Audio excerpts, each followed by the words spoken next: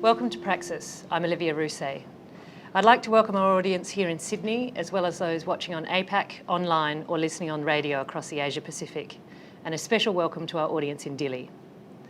Today we'll be discussing intervening in conflict settings. Early next year, the World Bank will release its World Development Report for 2011, titled Conflict, Security and Development. More than 1.5 billion people live in fragile and conflict-affected states or in countries with very high levels of criminal violence. No fragile or conflict-affected country has yet achieved a single Millennium Development Goal. People living in these societies are more than twice as likely to be undernourished as those in other developing countries, and they're more than 3 times as likely to be unable to send their children to school. Institutional weakness is a key factor in determining the likelihood of conflict. During the past 12 years, Australia has intervened in conflicts in Bougainville, Timor-Leste, the Solomon Islands and Papua New Guinea. To talk about this, we have on our panel Terence Wesley-Smith, a Professor and Director for the Centre of Pacific Island Studies at the University of Hawai'i at Manoa, Tarcisius Kabutaulaka, who is the Associate Professor, also from the Centre for Pacific Island Studies at the University of Hawai'i, and Anne Brown, a Senior Research Fellow at the University of Queensland and a founding member of the Peace and Conflict Studies Institute Australia. I'd like to ask all the panellists a question to start with, but Anne, to you first. The Pacific Island states are often referred to as an arc of instability. How correct is this? I think it's basically quite a misleading representation of the Pacific Islands area and East Timor. In many ways, you could say that the Pacific Islands region is characterised by very stable societies that are often sustained at the local level, that provide their own local policing, that are often subsistence economies or subsistence plus. Naturally, they have all sorts of problems, but there's that description really overlooks the level of stability that is in the Pacific. Tarcisius, would you like to add anything? Yeah, I think it also assumes that, when you talk about an arc of instability, it assumes a place of stability, and therefore a place of stability that has responsibility. And in that discussion, I think Australia, in using that language, and Australian academics and policymakers, it is trying to look at Australia's location within the Asia-Pacific region. So it's more a description of Australia and how it thinks of its relationship with the Asia-Pacific region than about those places. So it's Australian government, Australian policymakers and Australian academics trying to look at Australia's identity in the region more than a description of the Pacific Islands region. Terence, would you like to add anything, or does that cover it? I think it's worth pointing out that even though obviously there are some serious problems in certain parts of the region, most of the territories and states are peaceful and don't experience conflict. Terence, Australia intervened in Bougainville after nearly a decade of conflict. Could you set the scene for us? Yes. As you note, the peace process in Bougainville got going seriously in 1997, and that was after a very bloody conflict that lasted almost a decade. The origins of the crisis, there are 2 main factors that I think are worth bearing in mind. The first is the immediate origins of the crisis was a small number of people who responded negatively to the presence of a very large copper and gold mine at Panguna. So it was really a small group of landowners who were dissatisfied with the way mining was affecting their lives, dissatisfied with a range of issues associated with the mine, and decided to take matters into their own hands. But when the conflict got going, it fed into a wider sense of secession, a wider secessionist sense, a sense that Bougainvilleans were different from other Papua New Guineans. Bougainvilleans had objected to being part of Papua New Guinea at independence, and when the conflict got going, it fed into this sense of a separate identity, and it turned into really a movement for independence. And how did Australia get involved? Australia, of course, was involved over the years in various peace initiatives, but the one that proved to be successful actually was initiated by New Zealand. New Zealand facilitated some very important peace talks, and then Australia came in with some resources and joined forces with New Zealand to continue the effort. And what kind of intervention was it? It's interesting to note the characteristics of the intervention, especially in contrast to the subsequent intervention into the Solomon Islands. This one was very much focused on facilitating local efforts to achieve peace. So the intervention force really went in with that in mind, without a specific agenda from outside. The guiding principle was to say, how can we allow these parties the space to start talking out their differences and working out their own political solutions?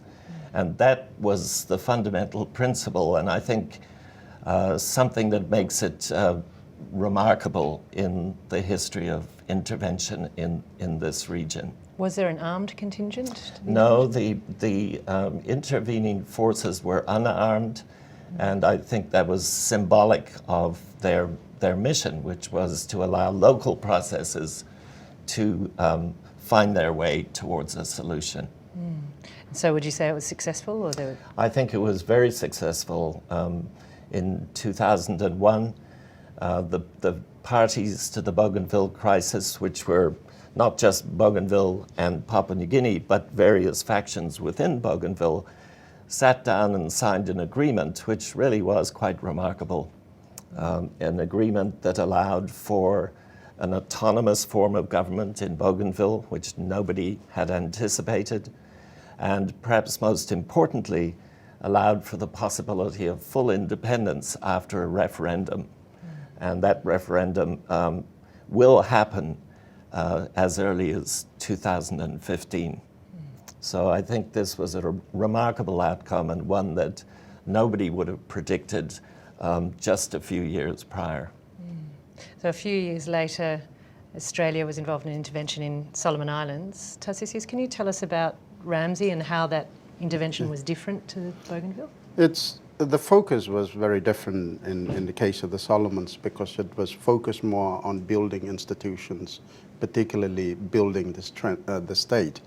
And that is because of the assumption that it was the fragility of the state collapsing, that was the cause of the conflict. Whereas in the case of Bougainville, the focus was more on peace building, on building relationships between people, mending relationships, strengthening relationships.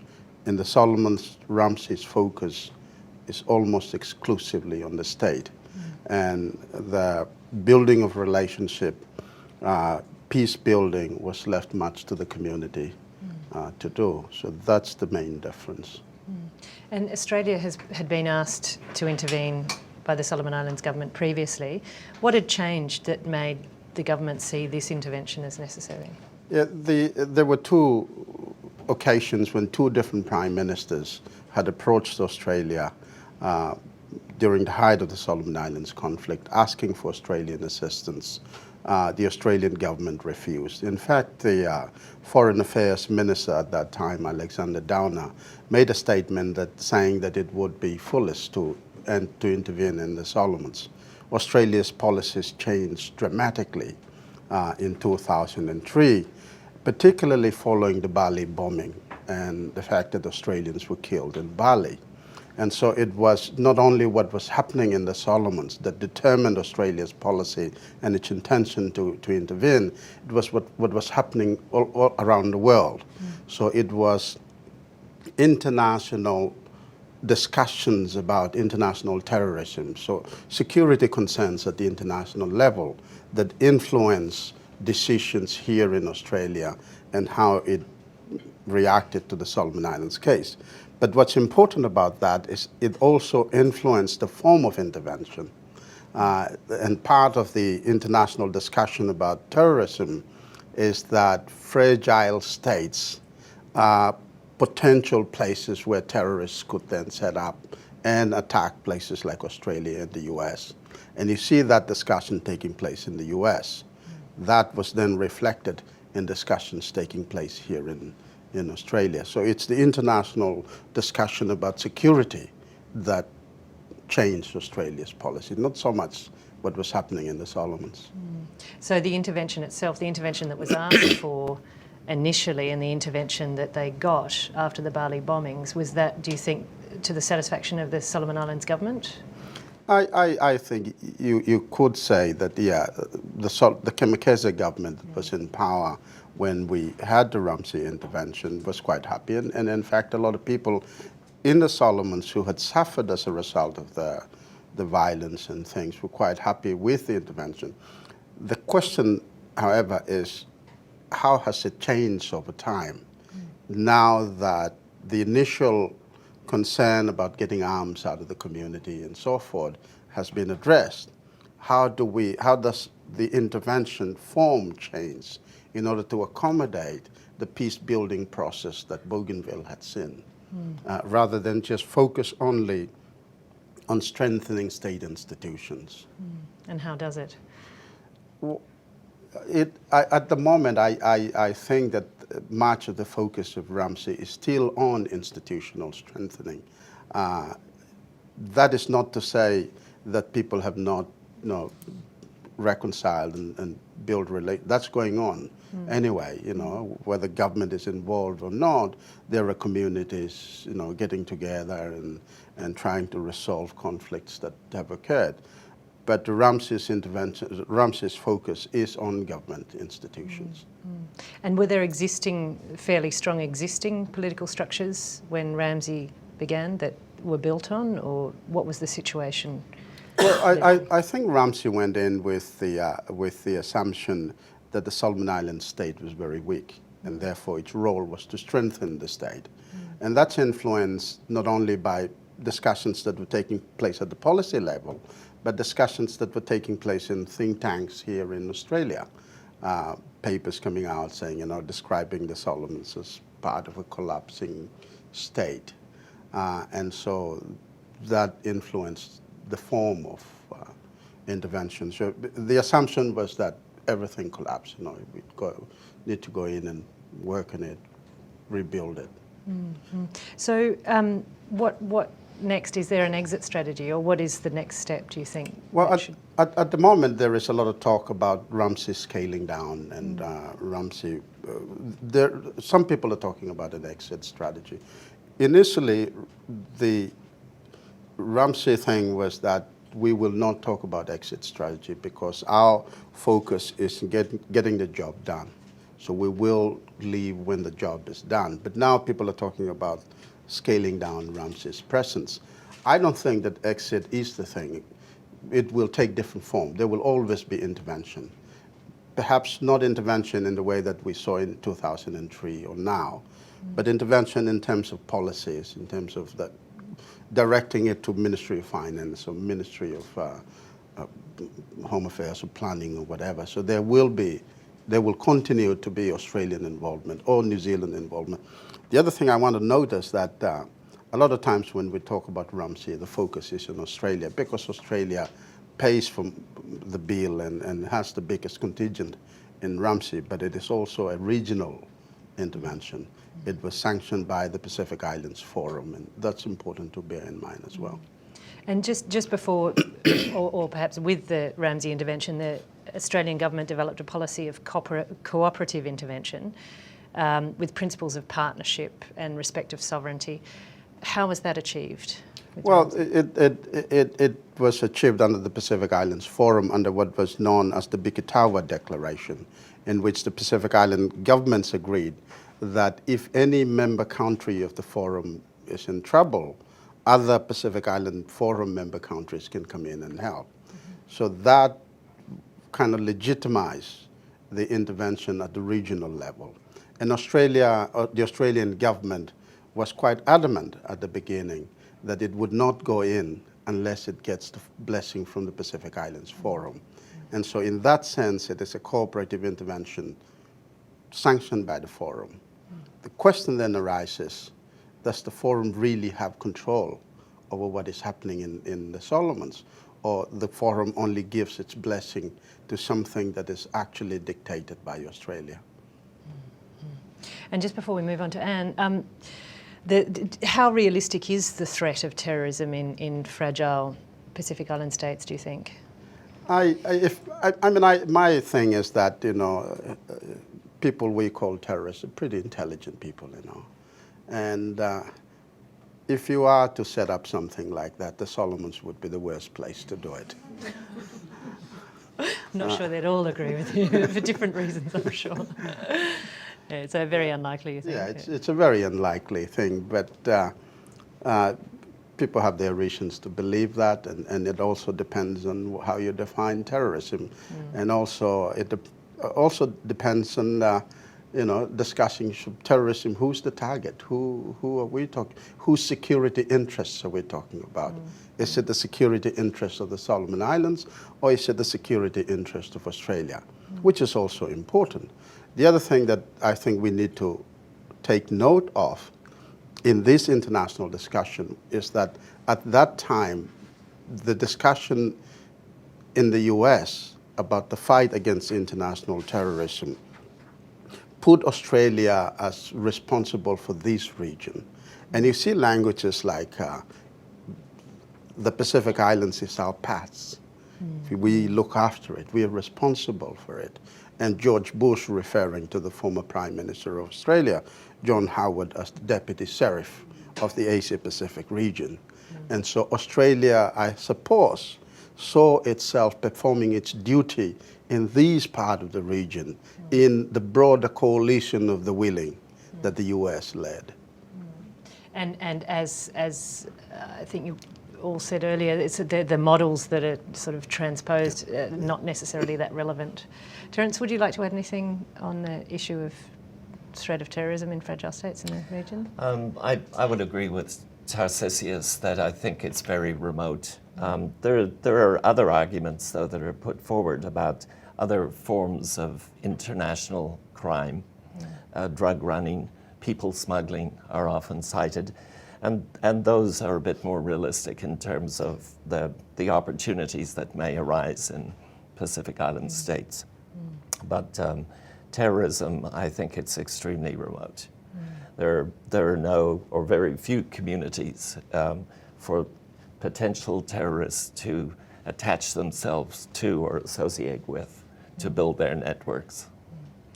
And can you talk a little bit about East Timor? It was Timor-Leste. It was a very different kind of intervention to Bougainville or the Solomons in that it was international. Can you set the scene a bit? Yes, well, it was quite different in many respects. So it really occurred after a lengthy, 24-year military occupation by Indonesia, which was a violent military occupation in many respects. So over a quarter of the population of Timor-Leste died directly or indirectly as a result of that occupation. Then with the withdrawal following a vote in 1999, with the withdrawal of the Indonesian military, it was a very punitive withdrawal as a response to the vote.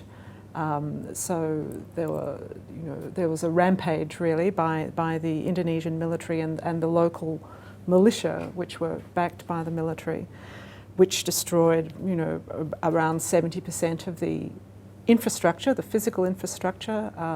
People were killed and traumatized. Many people fled across the border. There had been quite a number of Indonesian civilians also living in East Timor. And many of those also fled.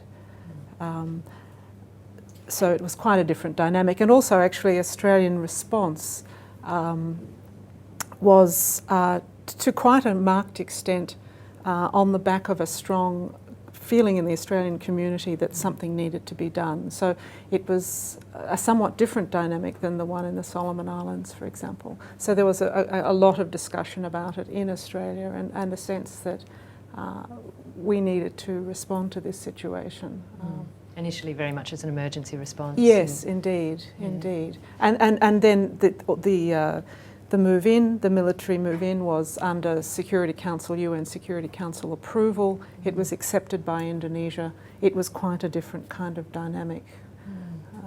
And at that time the ruling forces were, certainly being expelled, but were there strong political structures existing at the time? Well, it was a mixed situation in a sense, that the United Nations first interfet, but then after that initial military response, a sort of much broader United Nations civilian response. They came into a situation where there was, in a sense, a scene of devastation, material devastation, trauma, and also what you could say a lack of state institutions. And the response, the United Nations response, was very, leaving aside the immediate emergency response, the longer term United Nations response or international response was very conditioned by that lack of institutional structure, because that was quite true, that there weren't the structures of a state, as there were, weak or strong or otherwise, in the Solomon Islands. But there was, I think it would be very unfair to say there wasn't political community. There were, Timor-Leste had 24 years of having a clandestine and a smaller armed resistance. That there's a definite sort of political dynamic that is quite an organised, perhaps not institutional structure, but strong degree of organisation involved in that. But there was also, as indeed I think you could say in different ways around the Pacific Island region as well, a very strong form of community governance, which is grounded in the cultural life of East Timorese, extended kinship patterns. It had been deeply affected by the military occupation, but it nevertheless remained quite powerful. And Timor-Leste, say, compared to some places in the Pacific Islands, has quite difficult natural environment. I think it's a very difficult place to be a subsistence farmer, and most people are subsistence farmers. But the form of local organisation had really enabled people to live and feed themselves and survive throughout a lengthy occupation. And I think one of the problems when the United Nations came in, though it did, many good things, but it really did overlook the reality of both the resistance and the community governance mechanisms, and it also overlooked the tensions within the resistance as well.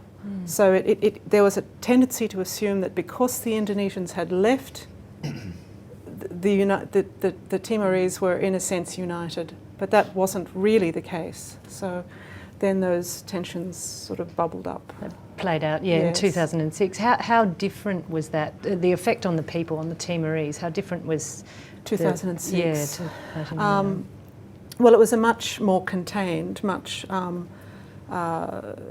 it really was the sort of re-emergence of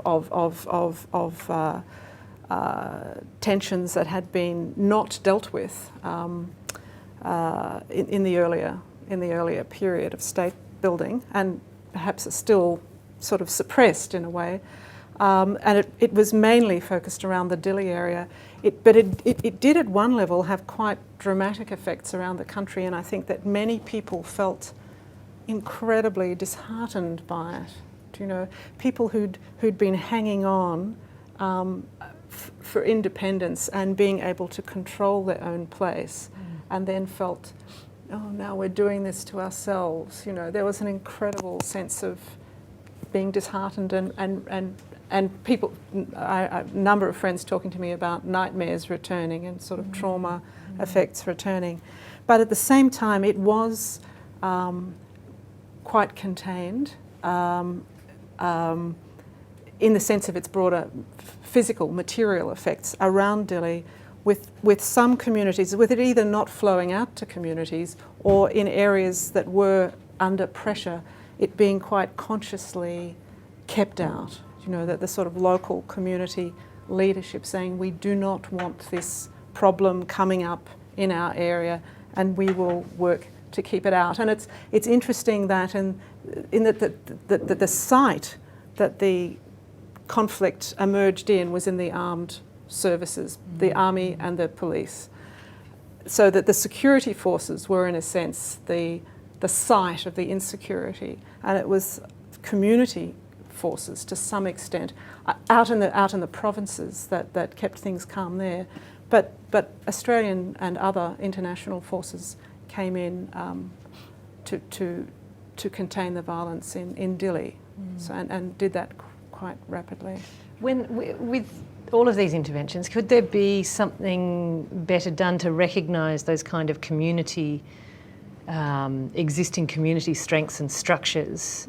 You know, they're very disparate islands often, or hard to get to places, and I imagine there can be just small groups of people who have very well functioning, organised little communities. What do you think is the best? Look, I think it's actually quite complex, and I hope my colleagues here will have something to say on this as well. But I think even just starting off by acknowledging that such a thing is possible, because we do tend to have a very black and white view. You know, this place over here has a problem, and it's true, it does have a problem. Or so do, you know, but okay in this case, and then we have the response. We must respond. We're overwhelmed by this idea that this place is in need and we have something, and that something may be, you know, there's also the difference between the emergency response and the later response. What we have, particularly when you start moving into institution building, may not be, you know, it may not be the best suit of clothes, if you like. They might need something rather different. But we're so preoccupied with that move, we don't look to see what's there. And there are always people, I think, who are working to maintain peace, or to open spaces of peace, or to contain the violence and reassert order. It's always there. The challenge is, how do you connect with that? And Tarcisius, would you like to add something? I think the assumption is that where you have places of conflict, nothing else happens, just conflict. That is not necessarily the case. I mean, you look at the Pacific, or you look at places like Afghanistan, there are always positive things happening. In fact, people start reacting to social dislocation by trying to build things. And you see that in the case of the Solomon Islands, that as soon as we saw that there was problems happening in 1999, there were women's movement, for example, so things like the Women for Peace, church organizations that were working to try and rebuild relationships, create order. And I think there is a need for recognition of that. They do have huge challenges, and we acknowledge that. We also acknowledge that some of the problems that they were confronted with were big.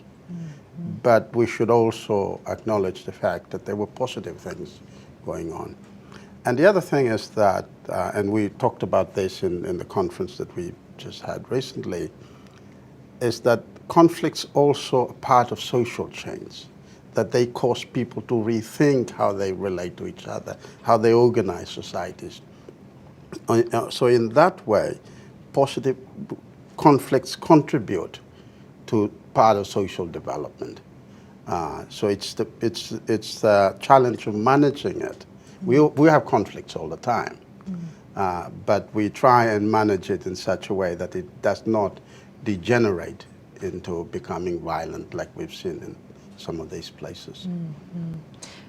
Terence, would you like to add anything for well, I think it's always worth remembering in the Pacific Islands, and it's often overlooked, that most communities in the Pacific get on perfectly well without a lot of state involvement and without a lot of contact with state institutions.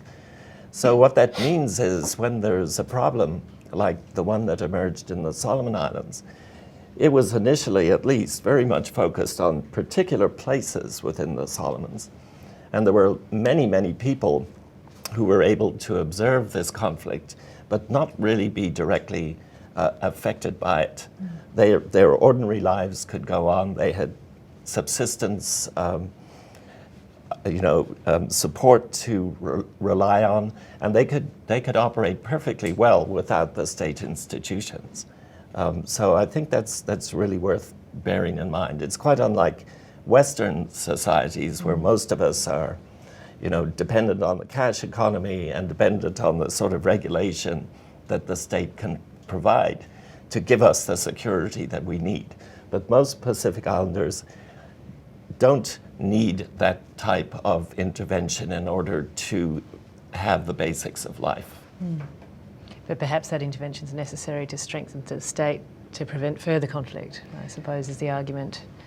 Yes, I mean, the argument gets convoluted because also attached to all of this is an assumption about something we call development. In other words, that people's lives in the village are somehow inadequate or should change, and village people feel the same way. But once you start talking about that sort of change, that sort of transition to a cash-based economy, and all of that involves, then you're talking about the need, absolutely, the need for state institutions that can regulate,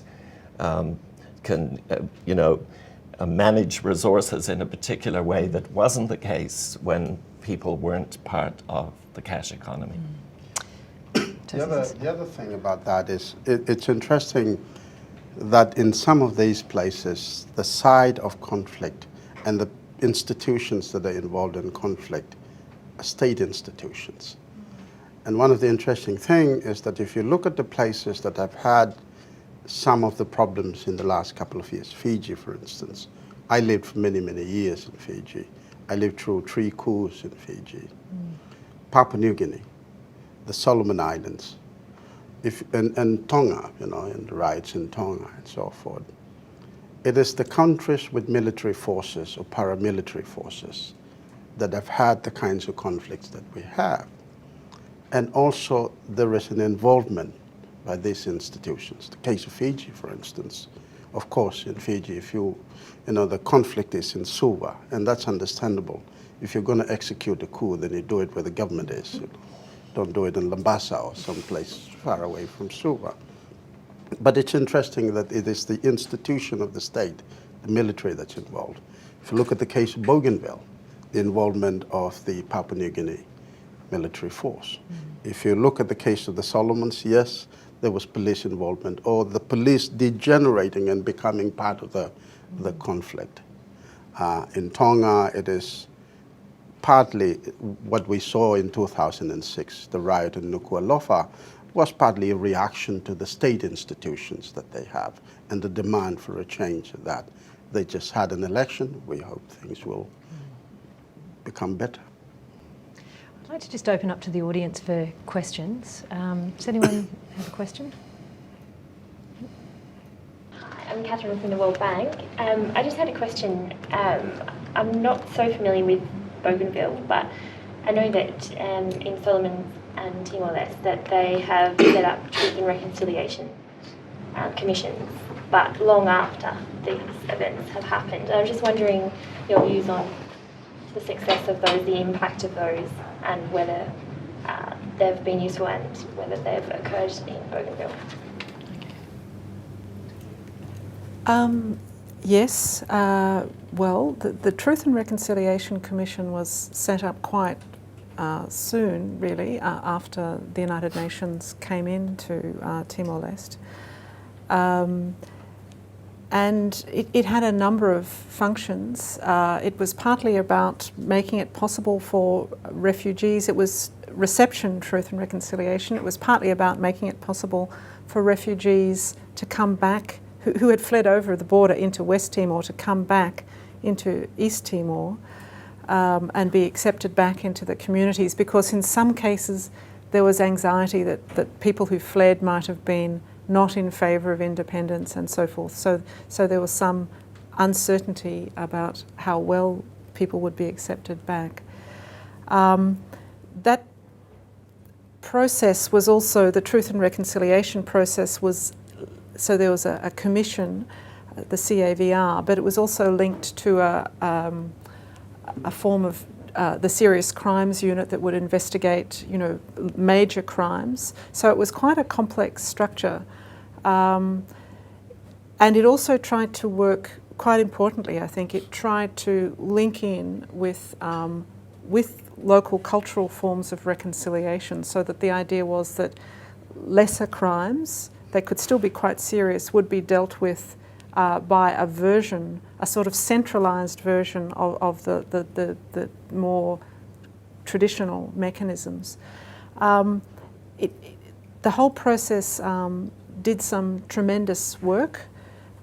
It delivered a major report to government, which in itself was an achievement. The report was a tremendous achievement. Government hasn't really dealt with that report. It's kind of shelved it. But it's there. It's there. And I think, there's a real challenge about the timing it takes to deal with the complexity, the very messy aftermath of long conflicts. And part of the problem is the conflict is not simply between the Indonesian military and East Timorese. And East Timorese often make a distinction between the East Timorese military and, the Indonesian military and Indonesians more generally. But there's also levels of conflict. There was a short but quite intense civil war in East Timor before the Indonesians came in, and that was kind of sat on by the Indonesians coming in. And then there were really quite serious rifts within the resistance forces themselves. So there are some very troublesome and still alive, in a sense, problems. There's that happening, but then at the community level, some communities, there's been a huge resurgence of local customary forms and rebuilding of what umululiks, which are sort of the clan house, if you like, to put it in a slightly more Pacific Island way. And the process of rebuilding, which enables all sorts of rituals of laying the dead to rest. And in a place where over a quarter of the population died, there are a lot of dead. And people may not know where they're buried, or may not know where their remains are. So there many extended families, and these can be, some hundreds of people, are going through processes of calling in the dead, and that's also in itself. It's not a reconciliation, perhaps, but it's a way of trying to settle and come to terms with the effects of what's happened. And there will be other efforts as well. That's just to. Yeah, in the case of the Solomons, the Truth and Reconciliation Commission is relatively new compared to what they've had in East Timor. And therefore it's at early stages and difficult. It depends on what we define as successes or failures. I think to a certain extent it's quite successful in providing a venue for people to come and express themselves. I noticed that in nearly all cases, it's the people who regard themselves as victims of the violence that we had that have been making statements to the Truth and Reconciliation Commission. So that in itself is a success, a place where people can listen to them. I am yet to see the so-called perpetrators of violence coming out to the Truth and Reconciliation Commission. Perhaps that will happen down the road. But having said that, although that is the official thing that's going on, there are truth and reconciliation processes taking place without the commission, taking place at the community level. I come from the weather coast of Guadalcanal. And there was, after the Townsville Peace Agreement, a lot of violence on the weather coast. Community reconciliations are taking place where people are asking for forgiveness, the victims are expressing themselves. So that's going on. That is also a truth and reconciliation, not a commission, but truth and reconciliation nevertheless. Terence, would you like to talk about Bougainville? Yeah, I think I would just agree with my colleagues that the most important efforts are community efforts. Bougainville hasn't had a formal Truth and Reconciliation Commission, but the rebuilding efforts at the local level are extremely important. One of the things about the Bougainville peace process, partly as a result of the type of intervention, was it was a long time span. So the feeling was, we're going to take as long as it takes to come up with some ideas about where we go from here.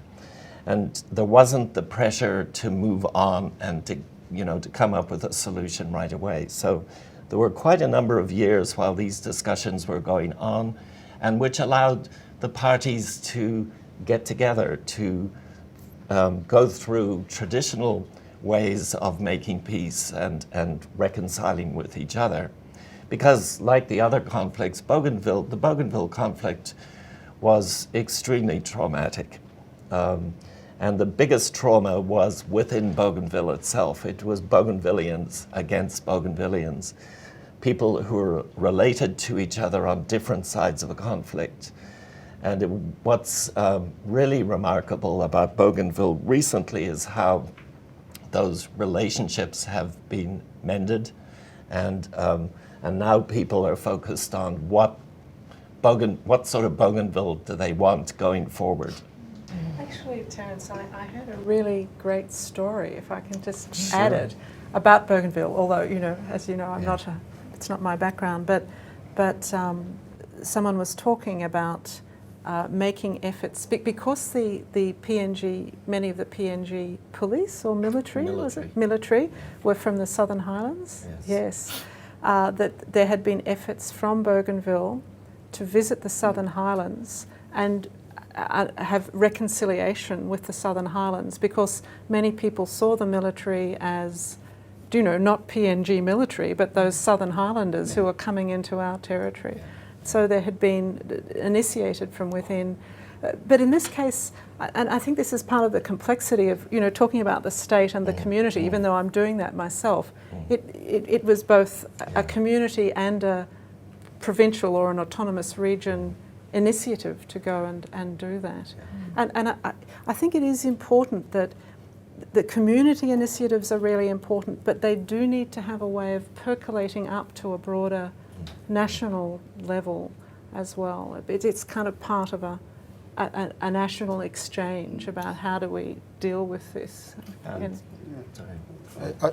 was just going to say, to illustrate what Terence was saying, in the case of Bougainville, there were and still are things like returning the bones of people killed, that the perpetrators, the people who killed these people, dig up the bones and return them to their relatives, and have ceremonies that facilitate that. And that's a very important part of the reconciliation process. I think and made the point about reaching out to the military forces, because what we can easily forget is that the ordinary soldiers in the PNG military force, it was very traumatic for them as well. They were thrown into a situation for which they weren't trained, and it was really scary and was very traumatic. So the reconciliation and the coming to terms is not just among Bougainvillians, it's among the foot soldiers who were involved in these really nasty guerrilla type conflicts. We have a question from Dilly, so I'll just over to Alita. The question comes from Lee Mitchell. He works for aid effectiveness at the Ministry of Finance there. He says, over the past few years, we've seen a number of conflict-affected and fragile states asserting themselves on both a regional and global stage. Just two examples relevant to this discussion can be seen in the first meeting of the International Dialogue on peace building and state building, of which Timor-Leste is co-chair, and the formation of the little G7 plus of fragile states, of which Timor-Leste is chair. These states would say that one reason for this newfound assertiveness is a reaction to perceived weaknesses in the way the international community has engaged in these countries in pursuing peace building and state building agendas. How do you see Australia's engagement as adapting to a more assertive region who is quite happy to be vocal in its dissatisfaction with current approaches to post-conflict engagement? That's Lee Mitchell from the Ministry of Finance. Wow, that's a very good question, and also quite a complex question. I think it's great that the region is getting more assertive about the challenges of in a sense doing these things together. Part of responding, working together on these problematic dilemmas, conflicts. How do I see Australia responding? I think there are real efforts, to be honest, within particular institutions and also the armed forces. How do we actually acknowledge that there are already local players, to put it that way, who are working on building security or maintaining peace, I should say. But I think it's actually going to be a challenge for a whole mindset. We have a very, very powerful mindset that, as I said in the beginning, and to put it really simplistically, I know, but they have the problem, we have the solution. We know how the state should be run, we know how these dynamics should be handled. And there's also, I think, a whole range of domestic, and I'm talking about Australian domestic now, political pressures. So if a government stands up and says, well, we're not quite certain how to handle this, but we're actually going to talk to our partners here, that can be manipulated and represented as a failure. So I think it's to take a more, what we need to do is take a far more nuanced position, but there are domestic political dangers, if you like, in taking that. And I also think there are strong institutional pressures and operational pressures, risk minimisation. We're very driven by risk minimisation. So I think it's actually extremely difficult to take a more nuanced position. But I think every pressure that pushes us to do that is welcome. Yeah, I'm sorry.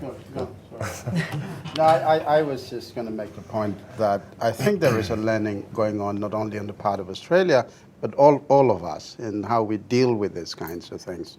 And the second point is that we, including myself, have the tendency to talk about Australia as though it's a homogeneous thing. There are different departments, different parts of the Australian government that are consciously looking at trying to see how we can improve relationships with and how we can deal with some of these places. And so there's learning, I think, going on, not only for Australians, but for Pacific Island places as well. Terence? Yeah, and I think, there's a strong pragmatic element to the question, which is to say that unless local actors are involved actively, and own the process, it's not going to work. It's as simple as that. That you cannot impose peace from outside, you cannot impose state building from outside, unless you're talking about some kind of neo-colonial arrangement where you actually move in and do stuff. It's got to be owned by the local actors, and that's, I think, one of the lessons of Bougainville, where it is very much owned locally. This is their future, not something that Australia has dreamed up or New Zealand. It's what Bougainvillians have decided. There's an incredibly, I can't remember the percentage exactly, but a high chance of conflict-affected fragile states falling back into conflict very rapidly. So it's got to be in everyone's interest, obviously, to maintain it to suit all parties, I suppose. Yeah, and the Bougainville case, I've spoken very positively about it because it is a very positive example. But on the other hand, there are some major difficulties ahead. For example, the autonomous government is now looking towards the possibility of independence, realizing that it needs, in order to achieve that, it needs to have a certain economic base. And the logic moves inevitably towards mining. And, you know, I think if we even take a cursory glance at what caused the crisis in the first place, it had a lot to do with mining. So we've sort of coming around to a full circle to say, can we do mining differently than we did in the 1970s so that it's not as disruptive and it doesn't cause people to take up arms. Are there any more questions? Yep. Look, the question I had, it really flows from the 3 case studies, and it seems to me that there's an important challenge in terms of the ways in which we look at this concept of intervention. And we know historically that, you know, over a very long period of time there's been justification for various forms of intervention. If you look at sort of colonial projects in the 19th century through to a range of projects in the 20th century. The question that I have relates to the learning experiences that we have in terms of a knowledge of that historical background and the current challenges and experiences from particular case studies in terms of moving towards a future in which our forms of intervention, if we're going to continue to use that word, because I think it's actually quite problematic, because it actually, in many ways, makes assumptions, I think the sort of assumptions that Anne spoke about, that you've got the problem over there and we've got the solution for you. In other words, the challenge of rethinking things and what that actually means in terms of a sensitivity to local cultures, what it means in terms of truth and reconciliation processes, and what it means in terms of active peace building, including education, formal and informal. I think, you know, the first point that I would make in response to your comment is to note that intervention takes many forms, and it's been continuous in the Pacific Islands since the colonial intervention. We go through decolonization in the Pacific Islands, a process itself which is framed by the interests of the departing colonial powers. Who gets independence, who doesn't, very much reflects the interest of those powers rather than the people involved. And then we move into a period of independence and a reliance on aid.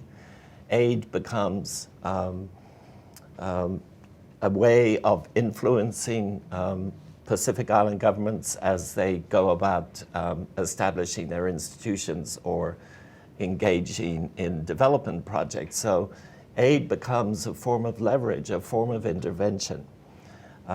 What we see differently in recent years is a move not in terms of what the objectives are, but the means to achieve those objectives. We want the Pacific Islands to move in a particular direction or not to move in another direction. What are the tools that we have to influence that? And now we're in a phase where the metropolitan powers are prepared to say, we're prepared to go in there, which up until quite recently was quite off limits. It just wouldn't have been considered. Anne? Yes, well, I mean, in a sense, Timor-Leste is a bit different. I mean, there are some points there, but I think that was a different kind of going in.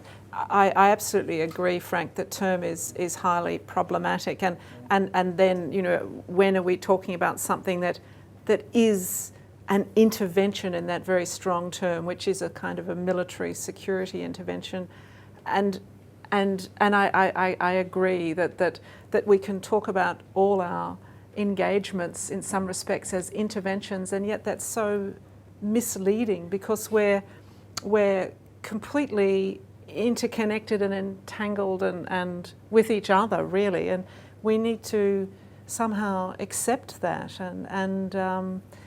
and I wish we could see it as a little more the potential for going the other way. You know, every now and again you have sort of friends from Vanuatu or the Solomons saying, well, we should come in and advise you on you know, some aspect of your lives, and you know, but we're in such a dynamic that we can hardly consider such an intervention the other way. Perhaps in agriculture.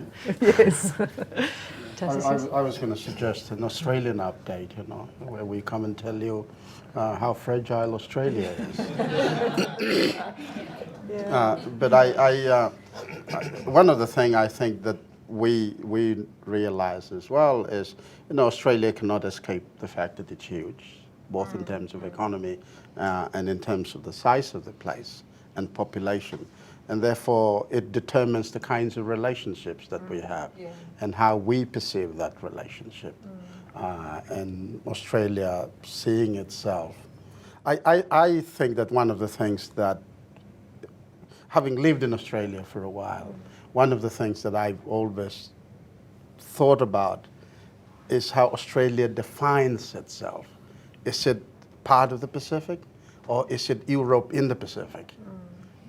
Or is it part of the Asia-Pacific region?